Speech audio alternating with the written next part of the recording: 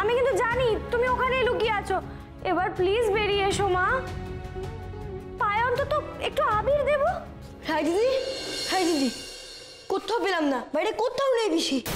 আমি বলছি শোন, ও কাজ পেয়ে গেছে পেয়ে গেছে। ওগো শুনছো, ওই যে বলছিল না আমি রোজগার করব, যাক বাবা, তার মানে কাজ পেয়ে গেছে। ঠাকুর ঠাকুর। রোজগার? হ্যাঁ রোজগার। আরে বাবা, রোজগার না করলে টাকা আসবে কোত্থেকে? আর টাকা যদি না আসে তাহলে তোরা গান্ডে পিন্ডে গিলবি কি করে বল? তার জন্য মা আমাকে কোনোদিন টিউশন পর্যন্ত করতে দেয়নি, পড়ার ক্ষতি হবে বলে। আর আজ নিজে অসুস্থ শরীর নিয়ে কাজ খুঁজতে গেল কেন?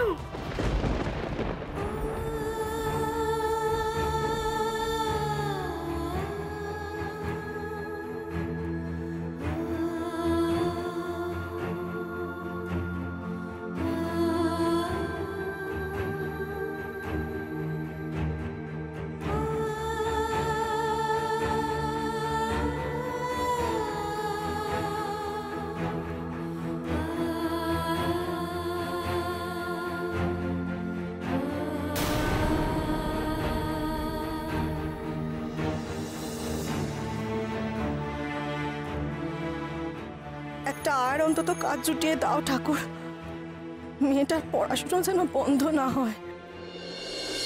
সুপ্রিয়া, নিচে যাও। সুপ্রিয়া,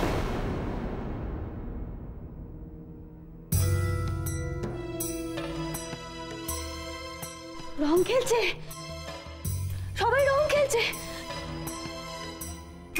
সবাই। আমিও খেলবো, শোনো আমিও রং খেলবো আমি রং খেলবো। রজত এসো কাছে এসো, একটু ধরো। এই রংটা তুমি আমায় লাগিয়ে দেবে, আর এই রংটা আমি তোমাকে লাগিয়ে দেবো। হ্যাঁ চলো রং খেলবো। সুপ্রিয়া, রং খেলবো, কি মজা হবে। রং খেলবো।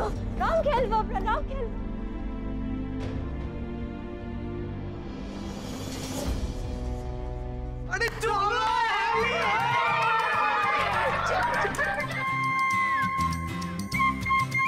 শুনলে বড় বৌমা রং খেলবে বলছে, দোল খেলবে।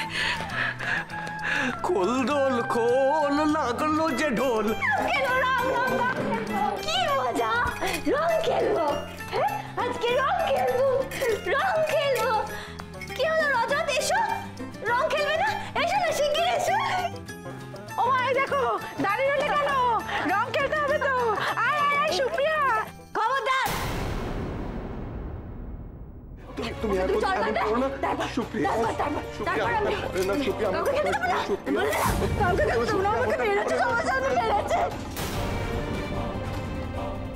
হ্যালো, হ্যাঁ বলুন। সুরক্ষা সেন্টার থেকে বলছি। একজন দুস্থ মহিলা কাজ খুঁজছেন, ভদ্র ঘরের, টাকার দরকার। আপনারা আয়ের জন্য ফোন করেছিলেন না?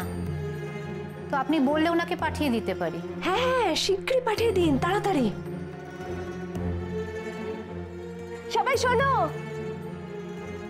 আয়া আসছে।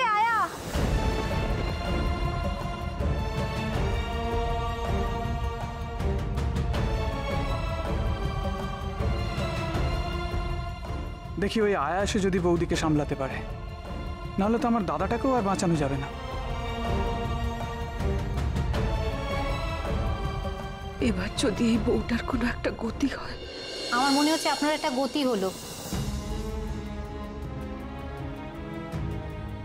আপনি যে আমার কত বড় উপকার করলেন দিদি। আচ্ছা সে না হয় ঠিক আছে, কিন্তু আপনার প্রথম কাজ, অথচ আপনি কিছুই জানেন না। সব বুঝে শুনে করতে পারবেন তো? কাজটা আমায় করতেই হবে দিদি। আমার মেয়ের জন্য হাজার কষ্ট সহ্য করতে রাজি আছি, কাজটা আমি ছাড়বো না। আমার হাড়িতে আজ থেকে তোমাদের নামে কোনো চাল চড়বে না, শুনে রাখো কথাটা।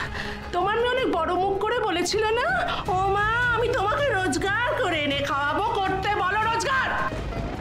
কাজটা আমাকে করতেই হবে।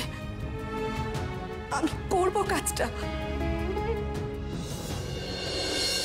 ভয় পাস না ভাই, ভয় পাস না, আর কিচ্ছু হবে না। মা যে খুব রেগে গেছে রে দিদি, আর মা রেগে গেলে যা করে, আমাকে যদি টুপুলের মতো ছুঁড়ে ফেলে দিতে চায়।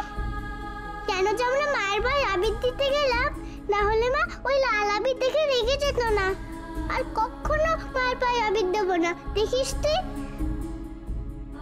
গুড়িয়া, কোথায় গেলি? গুড়িয়া, এ কি রে, তোরা এখানে কি করছিস?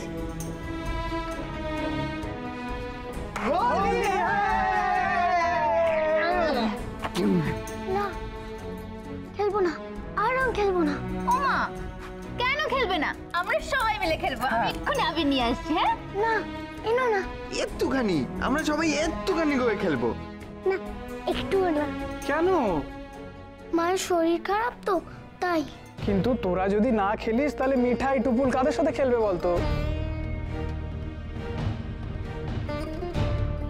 মেচকা, তুমি টুপুল আর মিঠাইকে নিয়ে বাগানের ওই কোনায় গিয়ে রং খেলো, যাতে মা না দেখতে পায়। আমাদের জন্য ওদের রং খেলাটা বন্ধ করো না প্লিজ। পার্টি হবে, লোকজন আসবে। আমার জন্য তোরা সাফার করবি কেন? তোরা এই বয়সে কতটা বড় হয়ে গেছে, তাই না? কত শান্ত। পর্দার ডুপ্লিকেট হয়েছে দুটো। একদম তাই। সত্যি খুব খারাপ লাগে। ওরা তো ওদের ছেলেবেলাটা পেলই না, বল। বাবা মার আদর কি, আবদার কি, কিছুই জানলো না। চিন্তা করিস না গুড়িয়া, একবার বৌদি আয়ার হাতে সেট হয়ে যাক। অন্তত বাবার আদরটুকু পাবি, কিন্তু কখন যে আসবে কে জানে। দাঁড়া, এখনই ভাবিস না যে লিগ জিতে গেছিস। আমাদের যা শিল জেতা কপাল, আয়া আগে বাড়িতে এসে পৌঁছক, তারপর তবে এলে কিন্তু বেঁচে যায়।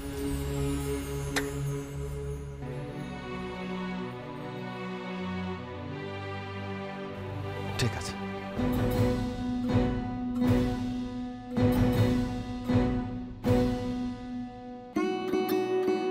যাক বাবা, ঘুমিয়েছে। যতক্ষণ ঘুমায় ততক্ষণই শান্তি। এই শান্তি বেশিক্ষণের না রে পিসি। কেন? আজকাল ঘুমের ওষুধে তেমন কাজ হয় না, হুট করে উঠে পড়ে। তুই এখন প্লিজ যা পিসি, এখানে থাকিস না। তুই গুড়িয়া গুবলাইয়ের কাছে যা। ওরা খুব কষ্ট পেয়েছে পিসি। ওদের রং খেলা পুরো মাটি হয়ে গেল। আমার সাথে একটু রং খেলতে চেয়েছিল, আমি তাও পারলাম না। বাবা হয়ে না পারি ওদের চোখের জল মোছাতে, আর না পারি ওদের মুখে হাসি ফোটাতে। তুই প্লিজ ওদের কাছে একটু থাক পিসি, ওরা তোকে বড্ড ভালোবাসে, প্লিজ। আমি যাচ্ছি, ওখানে যাচ্ছি। তুই একদম ভাবিস না এটা নিয়ে। হ্যাঁ, যদি তুই পারিস না তাহলে এই সময় একটু জিরিয়ে নে, বুঝলি? আসি।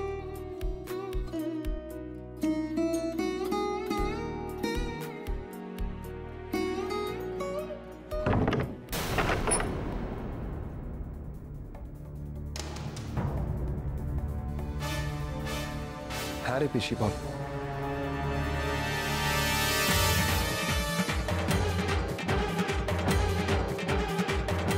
তুমি মরলে অন্তত রজত একটু একা হবে।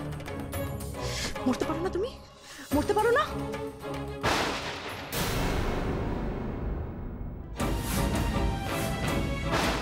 বরটাকে একা করে দেবো। কি করবো বলো তো? বরটাকে বলবো তোমাকে ডিভোর্স দিতে।